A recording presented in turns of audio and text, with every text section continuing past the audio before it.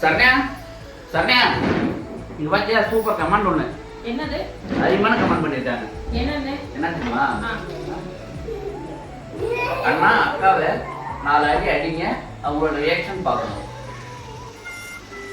Super கமெண்ட்ல இதோ உங்களுக்காக. என்னது? இல்லைங்க கேட்டுக்காங்கல்ல, அவங்க பண்ணணும்ல.